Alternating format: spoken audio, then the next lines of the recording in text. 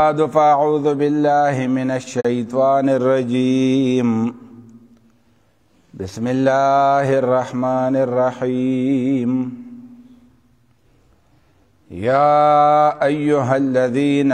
آمنوا قوا أنفسكم وأهليكم نارا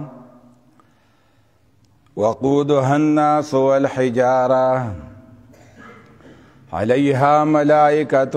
غلاظ شداد لا يعصون الله ما أمرهم ويفعلون ما يؤمرون. در مور پلارم ذمہواری شتا د دې بچو په جوړولو کې او په تربیت کولو کې لویه ذمہداري د مور پلار ده. کچری دی خپل ذمہداری پورا کړه نو بچی به جوړ شي. ها یو د الله د غاړې فیصلې دي چې یو معصوم په دماغو باندې معذوره دی، کمزور دی، مجبوره دی، اجودا خبره ده. یا د الله د غاړې فیصلې چې راځي هغه څوک بدلولی نشي. خو خبره دا ده چې مور او پلار به خپله ذمہداري پوره کوي، خپل کار به کوي، چې د ده کم وخت دی، د ده کم طاقت دی، هغه به کوي. باقی انجام او فیصله به الله تعالی. دا نن چې معاشره برباده ده او تباه ده، خرابه ده، د دې یو اهم وجه دا ده چې د مشرانو د مور پلار خپل ذمہداري ادا کړې نه ده، نه پیژندلې ده او نه پوره کړې ده. اولاد جوړول او تربیت کول داسې دي لکه فصل. اوس فصل چې دی د هغې کرل به ته کې، تخم به برابر ګورې، وتر ته به ګورې، بیا د هغې د ګوړ به خیال ساتي، د اوبو به خیال ساتي، د سرې د خاورې به خیال ساتي، دغه شانتې د هغې د دوباره د ګوړو د دوایۍ به خیال ساتي، د اوبخور به خیال ساتي، د بچکچو وغیرو خیال به ساتي. بیا الله ته فیصلې پرېږده، کثافت او طوفان او زول پې راغی جدا خبره ده. کنی تا خپل ذمہداری سر ته رسولې ده، ستا فصل به شانداري، مزیداري، ګلداري. دغه شانتې د اولادم تربیت دی، ته به دغه شانتې ډیوټي کوې، خپله ذمہداري به پوره کوې. نو بیا وروستو کثافت او طوفان راغی جدا خبره ده، د الله د غاړې به. کنی تا خپله ذمہداري پوره کړې ده، د دې بچی نه به د سړي زوی جوړ شي، د ده نه به انسان جوړ شي، د ده نه به بني آدم جوړ شي. د معاشرې دپاره به ناسور او آفت نه جوړیږي. یو پکې دا کار او کردار دی چې څنګه پیدا شي د وړوکوالي نه، نو ستا په ذمہدارو کې دا ده چې ته به دعاګانې کوې. د پیدایش نه مخکې به هم دعاګانې کوې چې یا الله پاکه داسې اولاد راکړي چې نیک عمل او دیندار او صالح وي. یا الله چې د کار سړي، یا الله پاکه چې زما حیا او پرده وساتي، یا الله پاک چې زما شمله بره کړي، یا الله چې زما په سترګې یخې شي. بیا د پیدایش نه بعد هم دعاګانې به کوې. او که چېرته کې نیک بنده دی، دیندار سړی دی، پکار دادی چې اغلی د کوره رابار کی او اغلی چولی کی کیدی چې دعا ورته وکړه. دی وی دا پکې چا راوستی دي؟ وی دا پکې شته. د پیغمبر صلی الله علیه وسلم په دور کې نبی صلی الله علیه وسلم ته به صحابه کرامو ماشومان د دعا دپاره راوستلو، او عمل ته به تحنیک وي چې کله به ماشوم چا راوستو د 2 شپږو ور وضو به یا ړومبې به پیدا شوی را به وستو، نبی علیه الصلاة والسلام به فیبرک علیهم ویحنکهم. ړومبي وخت کې به نبی صلی الله علیه وسلم ورته د برکت دعا وکړه الله دې ماشوم له خیر او برکت ورکي. الله دې ستاسو د مور او د پلار د سترګو یخوالی وګرځوي. الله دې دیندار وګرځوي او په خپل لاس باندې چواره یا څه د کجورې ټوکړه معمولي غوندې دا به خوله کې وواله او هغه ماشوم له به یې ورکړه. دا عمل دا به ته کې دا هم د مور او پلار ذمهداري ده. نن مور او پلار د دې خبرې نه بلکل ناخبره دی چې دا هم چېته څه کار دی، دا هم چېته څه کار دی چې دعا به ورته کې، دا هم چېته څه کار دی چې د الله نه به غواړي، الله ته به جاړي چې یا الله دا ماشوم رستو نشیل وی نه کې، یا الله پوډري نه کې، یا الله آیسمین یې لکې، یا الله بد کرداره زناکارې مکې، یا الله پاکه په غلطو لارو چارو باندې روان مکې. دا به ستا ذمهداري دا به کې که نه. دغه شانتې دا د ذمهداري ده چې د ماشوم دپاره به ښه نوم ګورې، د صحابو نوم وله وګوره، دینداره نوم وله وګوره، مانداره نوم وله وګوره او هغه نوم ورله کېده چېرته چا عالم سره چا پوه سړي سره د هغه په هغه نوم کې مشوره وکړه چې دا نوم ماندار دی. دا سوچونه مه کوه چې دا نوم په کلي کې شته، دا په چم او ګاونډ کې شته، ورګه دا په علاقه کې شته. داسې به وله ګورو چې هغه په چم او په ګاونډ کې نه وي، هغه په علاقه کې نه وي، هغه په دې ټول پاکستان کې نه وي چې د ناشنا نه ناشنا نومي سړی وی که هر څنګه نوم وله کېدی، خو دغه نوم دوره ضروري دی چې ماندار شي. خو د صحابو نوم وله کېده، چېرته کې د دینداره خلکو نوم وله کېده، یی د خیر دی په دغه علاقه کې ستا د نیکه نوم دی چېرته سم نومي، د هغه خپل نیکه نوم دی، هغه خپل وسیله کېده. لکه نبي صلی الله علیه وسلم خپل زوی له د خپل نیکه نوم یخی دی. ابراهیم علیه السلام دا زمونږ د نبي صلی الله علیه و آله وسلم نیکه دی او نبی صلی الله علیه وسلم د خپل زوی له ابراهیم نوم یخی دی، د خپل نیکه نوم یې خپل زوی له کېښوده. دغه شانتې د ماشومانو دپاره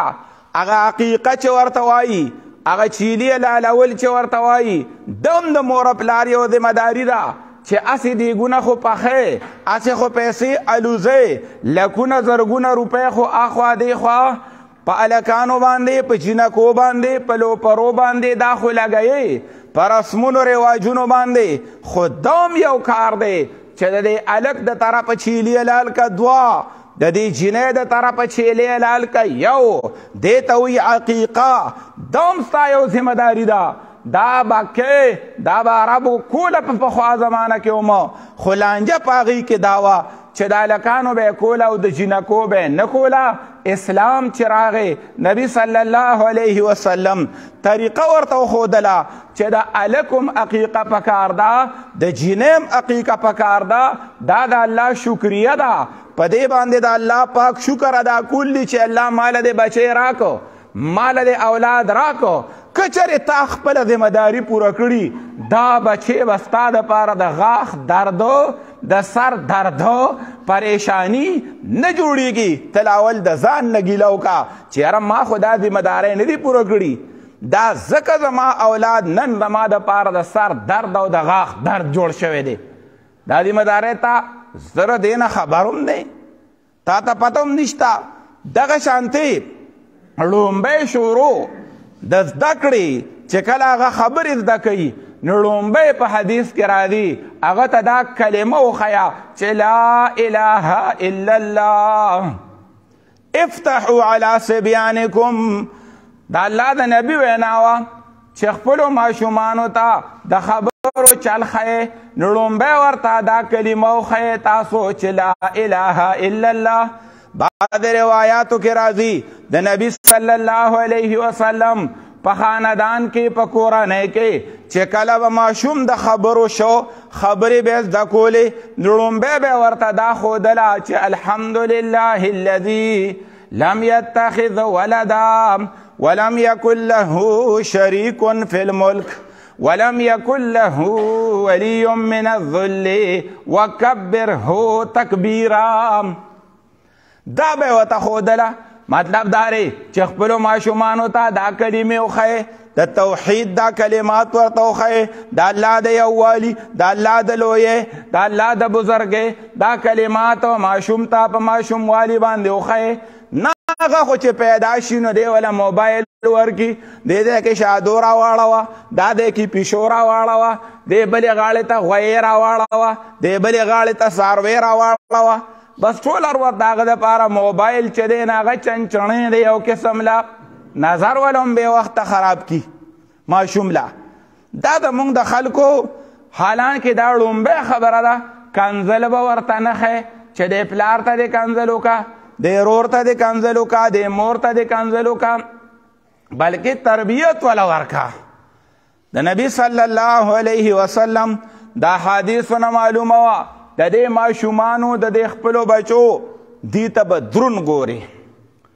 بعد مشران د خپل اولاد بېعزتي کوي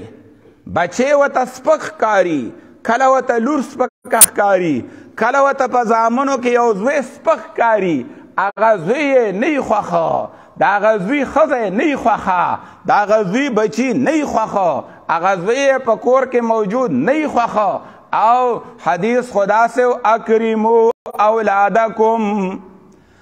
خپل اولاد ته په عزت باندې ګورئ خپل اولاد ته بچو ته به سپک نه ګورئ زمونږ په معاشره کې دا ده چې ګوره د مور پلار کله کله د ځان نه خدایان جوړ کړي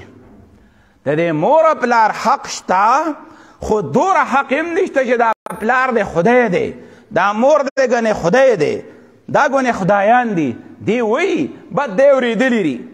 په ناجایزه خبره به زوی سره اړمي زوی ته به ناجایزه بندڼ ږدي زوی ته به ناجایزه خبرې مخې ته کوي وی الله ورته په دې قرآن کې ویلي دي په آسماني کتاب کې چې او بچو چې کله تا ته دا مور او پلار ناجایزه خبره کوي فلا تطعهما د دې مور او پلار خبره به بیا نه مني د شرک درته وی ناروا درته وی حق یې ډېر دی حق یې ډېر دی خو که مثال تا ته پلار وایي چې راسړی ووله نو دا به هم مني تا ته پلار وایي چې چرس کا تا ته پلار وایي چې ته چا به دا مونځ مه کوه پرېږده مونځه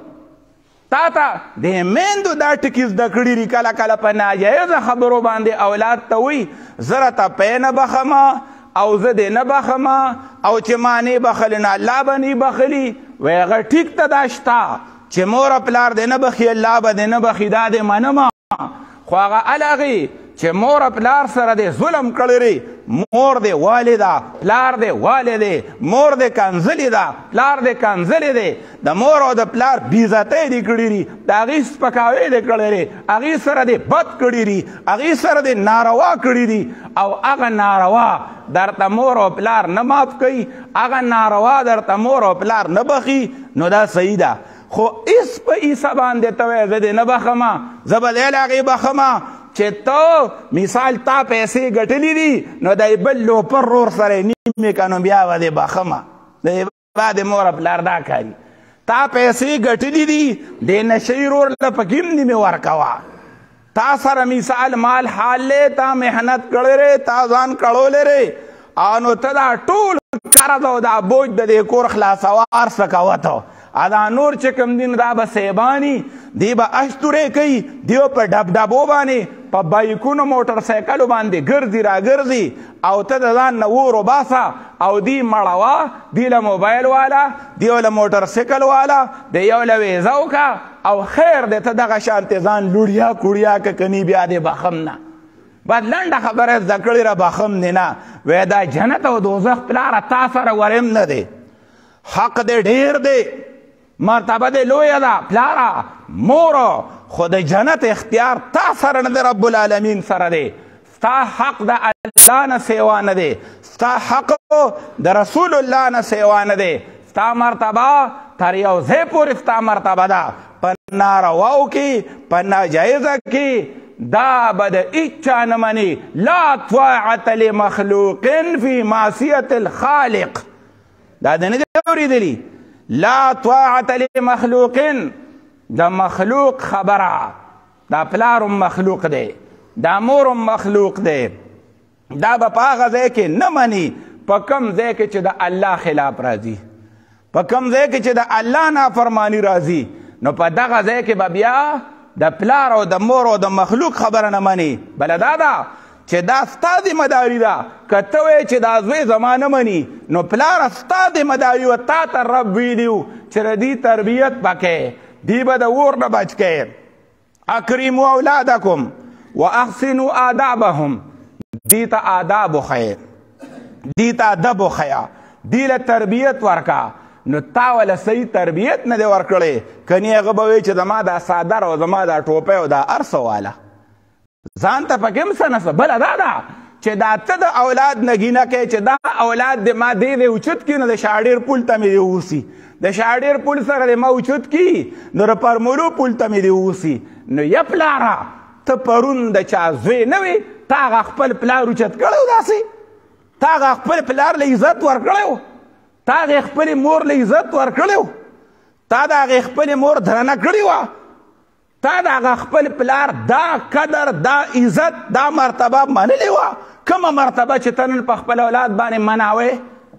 ولې ته پیشکې د جاړې خریړې خو نه که نه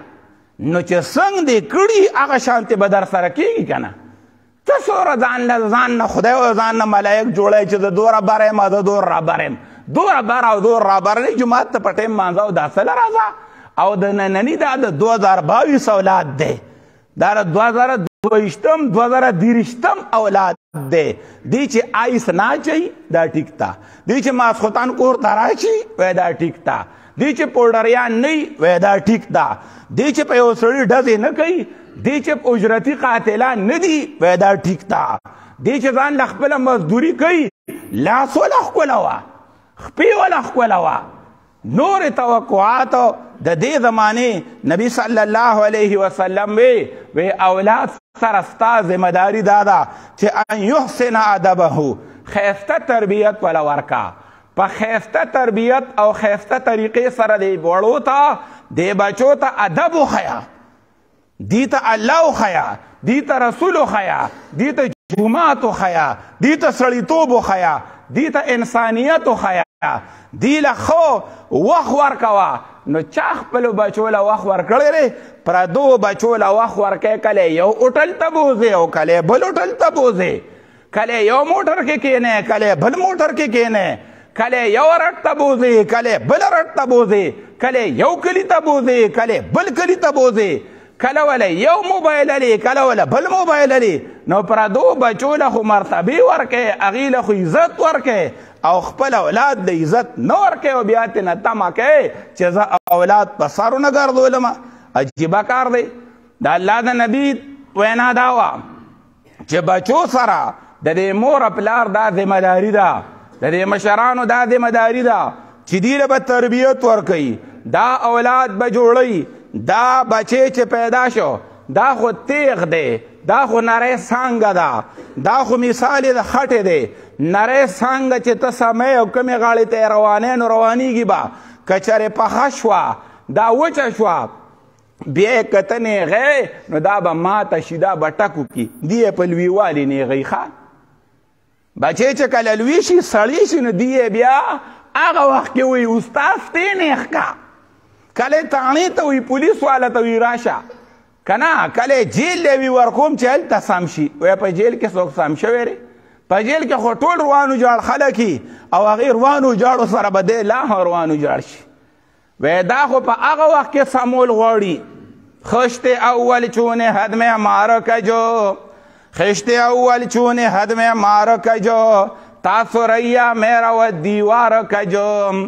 خختاړم باندې ایره چې کوم ده د بنیاد نه سمول پکار دی کله چې بنیاد او ایره د سمه روانه کړه نو دیوال به بره سم رواني چې کله د ماشومو په هغه ماشوموالي کې سمول پکارو سملار ورته ښودل پکارو چې کله د کالو د یو نیم کالو خبرې زده کولې نو هغه وخت کې تربیت شروع کول پکارو او چې کله په پوخوالي باندې ما راته ووې دا پسته خټه چې کموي که نه د دې نه که ته ګوګوشته جوړی د پستې خټې نه که ته چېرې رکیبې جوړی که ته ترې څه لوښې جوړی او که نه خټه کلکه شوه او بیا ترې څه جوړی نو خټه به ماتېږي بیا کړس به کوي د ټیکري نه بیا نه جوړېږي که ته د ټیکرو نه جوړی نو د نبي علیه الصلاة والسلام وینا خو دا وه چې ما نحل والد ولدن یو پلار چې خپل اولاد لا تحفه ورکوي، یو پلار چې خپلو بچو لا تحفه ورکوي، د ټولو نه بهترینه تحفه خو دا ده، د دې نه بهترینه تحفه نشته. افضل او احسن په حدیثو کې دا ټکي راغلي و، افضل یا احسن من ادب حسن، چې صحیح تربیت ولا ورکي. بهترینه تحفه دا نه را چې ته وایې ما وله کور اغوستی دی، ما وله غوا اغوستې را، زه وله پینډۍ ته تللی ومه، ما وله پیسې راوړي دي. نه صحیح تربیت وله ورکه. نبی علیه السلام وی د ټولو نه بهترینه تحفه دا ده، د ټولو نه غوره تحفه د بچو دپاره دا ده چې د سړیتوب تعلیم وله ورکه، د انسانیت تعلیم وله ورکه، ادب ورته وښیه. ابراهیم علیه السلام دی هغه دعا کوي خپل اولاد باره کې چې رب هب لی من الصالحین. یا الله پاکه ماشوم د پیدا کېدو نه مخکې وي ماله دینداره بچی راکې، ماله صالحه بچی راکې، ماله خوش اخلاقه بچی راکې. یا الله داسې چې سړیتوب او انسانیت پکې، یا الله پاکه چې مخلوق سره معامله سموي، یا الله چې تا سره معامله سموي. دغه شانتې د مریم علیه السلام مور ده او مریم لا پیدا نه ده او یا پیدا ده، په دغه وخت کې دعاګانې شروع کړي دي چې و انی اعیذها بک وذریتها من الشیطان الرجیم. یا الله پاکا دا زما بچه د شیطانانو نه وساتي، د شیطانی کار او کردار نه وساتي. یا الله لوی یې کې، یا الله پاکه د بد نظر یې وساتي. یا الله پاکه چې لویه ښځه شي او واده شي او هغه بچي وله کوم ورکې، نو یا الله پاکه هغه بچي ولم د بدو لارو چارو نه وساتي. ګوره د پیدایش په وخت کې ورته دا دعاګانې کړي دي او مونږ څه کوو چې دا 13 کالو شي بیا د جومات استاد له پې مازغه کني وي، سامې خوري نه، ته ورته کښېنوي په نشه ورغلی دی، ته ورته ووایه وی زه به یې اوس څه سم کړم. دا ستا ذمهداري وه، په اول کې تل اول وپېژنه ذمهداري، د اولاد د جوړولو د ټیکولو ذمهداري وپېژنه، او چې په وړوکوالي باندې تا خپله ذمهداري وپېژنده او ماشوم دې سم را روان کو، نو سم سړی به ترې جوړېږي. دا د میندو هم ذمهداري ده. نن میندې اولاد سره دوره مینه کوي چې نازولی کړی دی، که هغه څه ناروا مطالبه کوي هغه وله مني او خفه کومی نه، او دا زما بچی دی او په کور کې ورته تماچه ایښي، په کور کې ورته ټوپکونه ایښي، په کور کې ورته چړې او چاقوان نږدې ایښي، او د هغه بچي په مخ کې اخلي راخلي او هغه بچي ته یې چل خولي چې دا به داسې کوي او دا به داسې کوي، او دی اخوا دی خوا تلي او زوی تماچه راوالي او د ځان نه یا د مور نه یا د خور نه پې ډز وباسي. دا تربیت تا جوړ کړی دی. د ټوپک د تماچو د ماشوم په مخ کې د ډزو د ویشتو چې سړی به په سر ولي، سړی به په سینه ولي، سړی به اوچتی او سړی به راخلاصی، او زه د ځان د پاسه دوره ډو څوک منم نه، او زه دوره زورور یم او زه دوره افلاطون یم. ته که هر څومره لوی د ځان نه به خدای نه جوړی، ته په څه کې اړو کې ورته دا هم دی چې زما مور در باندې سترګې راوباسي، ته خو بیا د کاټ نه لاندې نه نوځې. دا ته څومره تورزن ځان ته وایې، د ځان نه به فرعون هم نه جوړی. پلار صاحب، والد محترم صاحب، ته خپله ذمهداري وپېژنه. دا ستا د لاسه ستا دا بچی بې تربیته لوی شوی دی، دا بې غاره لیول لوی شوی دی، اوس په ما په کما باندې ګرځي، کله د شپې 1 بجه کور ته راځي، کله 12 بجې کور ته راځي، کله یو خوا ځي کله بل خوا ځي، ستا نه اړو تپوس نه کوي. په کار خو دا و نو د لاول نه د وړوکوالي نه یو ذمهدارو کې دا هم ذمهداري وه چې دا ماشوم به په وړوکوالي باندې ډېر سنبالی نه، ډېر به یې جوړی نه، چې ته او دا مور هر وخت سنبالۍ او سنبالۍ او سنبالۍ، نادلې وځي چې لوی شي د شیشې نه اړوخوا کېږي نه، بیا ټولې سرخۍ په ځان لګوي. هغه چې څه کارونه یې ولې د وړوکوالي نه بې کچه سنبالښ د جینۍ یا دا هلک دا نري په کار کني، نو دی به بیا دې غاړې ته به یې مخه شي او بیا باړو بل کار نه کوي بې د ځان د سنبالولو نه. دا نن چې ته ورته ګورې چې سرخي په چونډو لګولې ده، په مخ باندې پړکونه لګولي دي، په مخ یې پوډرونه لګولي دي، په سر کې پکې ریبن هم اچولی دی، دغه شی پکې لا پاتې و. صحیح ده. پینسې یې دوره دوره جوړې کړي دي، دوره دوره،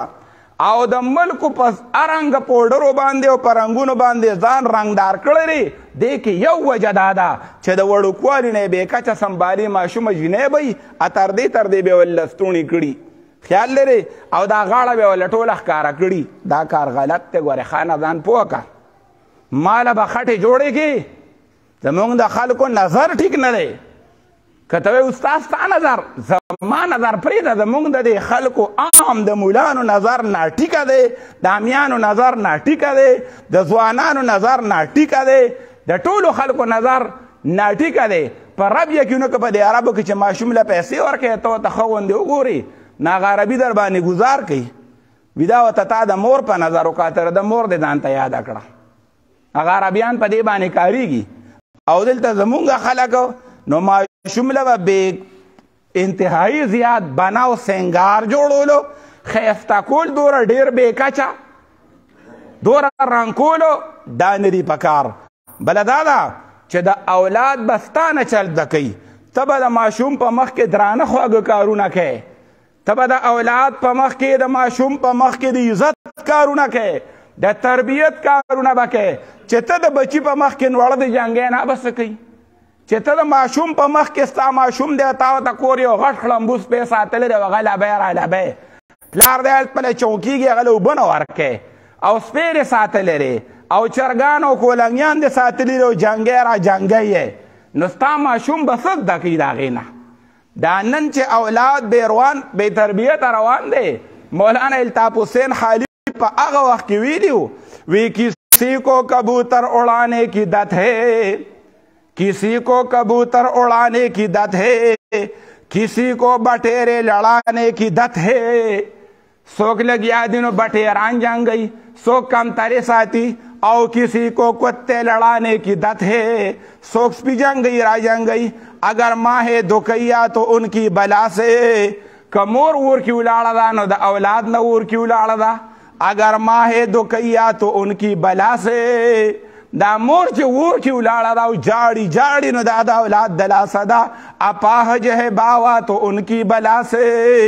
دا پلار چې غریبو په ځوانۍ کې او په کچه عمر کې یو قسم له بوډا شوی دی خراب شوی دی دا چې خوار دی وینه په پلار کې وچه شوې ده دا د اولاد د لاسه اگر شش جهت میں کوئی دلربا ہے دا هغه وخت کې ویلو اگر شش جهت میں کوئی دلربا ہے وسن اولاد بھی دا تیرے کر دنیا پا بل سر کے چا تخولی ولیدو سپین پٹے ولیدو تو دل ان کا نادیدہ اس پر پیدا ہے نویڑے پہ بیلے لے رے آغا دے خولی رے پا خدای یقینو کا دا دی وجد لاسا پختانو نا پا خپل سبک ہوئی نا تور سبک ہوئی نا سپینو سبک ہوئی پا دی لبابانے اختری دا کار دے دا کسب دے آغا وقت الطاف حسین خالي وی اگر شش جهت میں کوئی دل ربا ہے کر دنیا پا بل سر کے چتا سوک لیدل رے چتا میل میلی دل رے تو دل ان کا نادیدہ اس پر پیدا ہے نوڑے پہ ور بیلے لے لے کتاب اور معلم سے پھرتے ہیں باگے کتاب سر رہنے لگی استاد سر رہنے لگی نیدہ اللہ کتاب سر رہ لگی نیدہ سکول کتاب سر رہ لگی نیدہ کالج کتاب سر لگی اسٹڈی سر ہونے لگی کتاب اور معلم سے پھرتے ہیں باگے مگر ناچ اور گانے میں ہیں سب سے آگے پگڑا گانو کے دار چانا مخی دی کتاب سرنے لگی گانی دی بجا گانی تو اور دی موبائلو کے دا پختانو موبائلو کے چرت دا بادرنگ دا گڑی دن کے دی جڑایا گڑی دن کے خزرہ دا غی فالوور زگور چه سور خلق پیور پسیور روان دے ناغا دا لسو لکو ناو دا شلو لکو نسیوائی او چرته کې یو دیندارا یا چته یو پروفیسور یو لیکچرر یو عالم یو سکالر وګوره نو د هغه چې ته په سوونو خلک به یې هغه مړه څوک ګوري نه دوی په څه باندې ړه بیللی دی په دغه لارې ړه بیللی دی نو زه وایم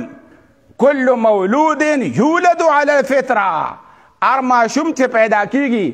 دی په سمه طریقه دنیا ته راځي دی د سړي دی پیدا شوی دی خو په ابواهو دا چې بیلاری شو دار مور پلار دلاسا فابواه یهودانه او یمنصرانه او یمجسانه دا د مور پلار دلاسا یا د یهودیانو پلار باندې لاړ شي یا د نصاراو پلار باندې لاړ شي یا د مجوسیانو د هندوانو پلار باندې لاړ شي دا د مور پلار دا ړومبي کال 2 کاله 3 کاله دغه وخت کې تربیت او جوړول پکاري صحیح دغه وخت دی دا کنزل منزل چې زده کوي دا د 2 کالو 3 کالو د اولاد او د بچو د داسې ماحول نه بیرته ساتل پکار دي او جوړول پکار دي او په صحیح طریقه باندې چې ته خپله ذمهداري پوره کړې که نه دا مور او پلار نو ستا دا بچې به د معاشرې دپاره هم ټینشن نه جوړېږي د دې کور دپاره به هم ناسور نه جوړېږي د دې وطن دپاره به هم یو غم او یو ویر نه جوړېږي دی وایي دې حالاتو ته وګوره زموږ دې حالاتو ته او دې خلک وایي وی دا نوی کال دی مبارک شه نوی کال بیا راغی وی په دې ړومبي کال کې کم د خیر کار وشه د پښتنو تاسو کم کار وکړو چې ولې چېرته وی دغه جاله دې مونتي و هغه څه شی ورته وي ښاپیره کو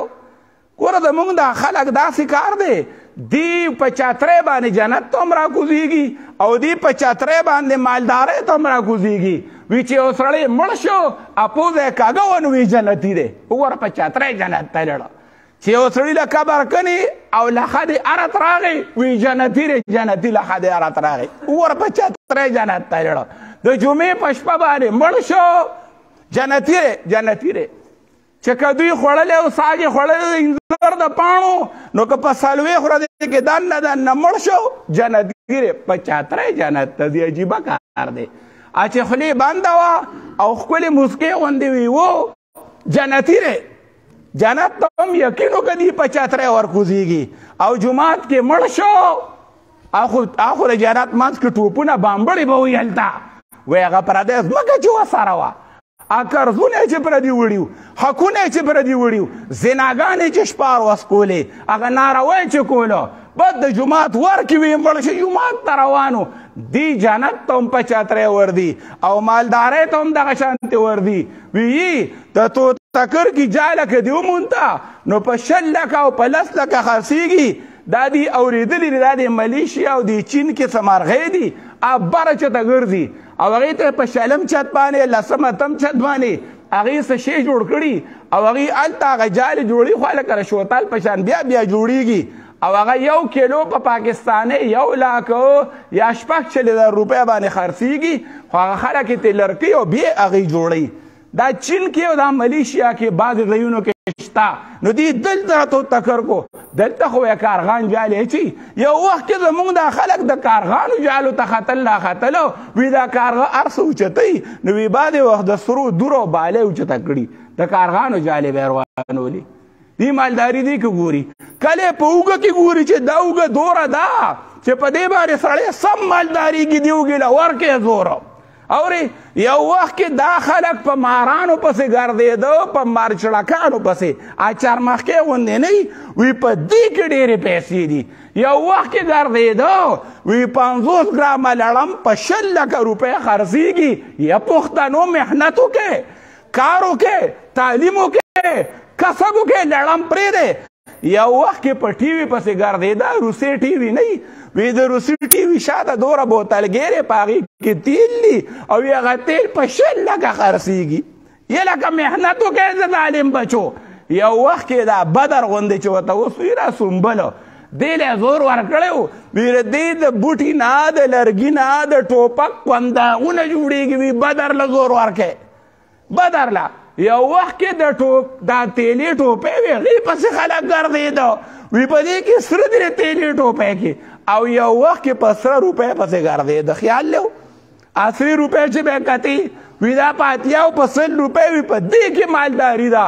وی محنت وکړه انسان محنت له پیدا دی کسب وکړه تعلیم وکړه او کار او په محنت باندې الله ویلي دي لقد خلقنا الانسان فی کبد انسان محنت له پیدا دی نو د محنت نو دی د مالدارۍ ته هم په چترۍ راکوزېږي او دی جنت ته هم په چترۍ وان لیس للانسان الا ما سعى انسان به محنت کوي ان الله لا یغیر ما بقوم حتی یغیروا ما بانفسهم ته به خپل ځان بدلی ته به محنت کوې ته به مزدوري کوې ته به حلال روزګار کوې ته به تعلیم کوې نو زمونږ خلک د مالدارۍ هغه ځای په لنډو باندې صحیح کوي کله په بوتانو پسې کله په مارچړکانو پسې اقول قولي هذا واستغفر الله لي ولكم ولسائر المسلمین. وروسته به ان شاء الله هغه میلمانو وی 3 بجې دلته راځي نو مقامي خلکو ته اطلاع چې 3 بجې جومات ته ټول راشي.